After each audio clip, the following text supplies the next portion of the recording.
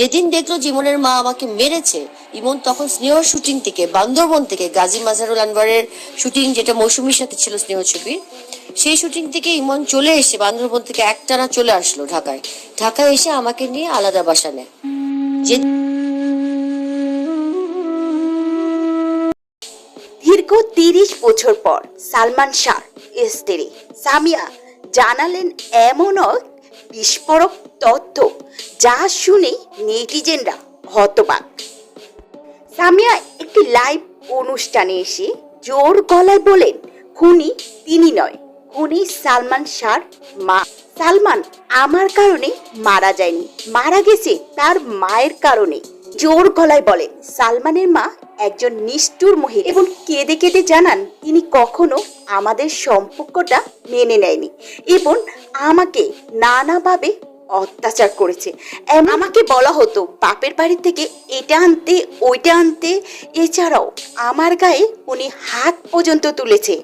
যা শুনে সালমান তার মা থেকে আমাকে নিয়ে আসে।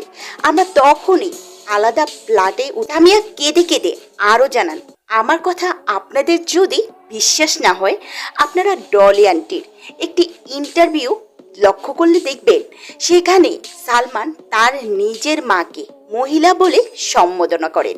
এতে ডলি আন্টি সালমানকে বলে, তুমি কেন নিজের মাকে মা না বলে মহিলা বলছো?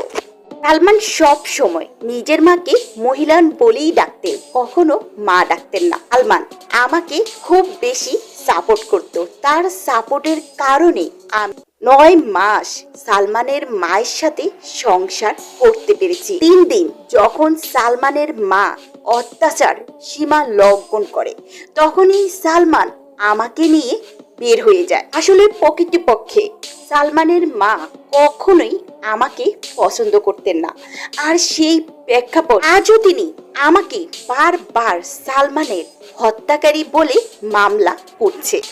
সামিরা আরও বলেন, তিনি কোনো দোষ না করে হত্যা মামলার আসামি হলেন, যেটা তাকে খুব বেশি অবাক করেছে।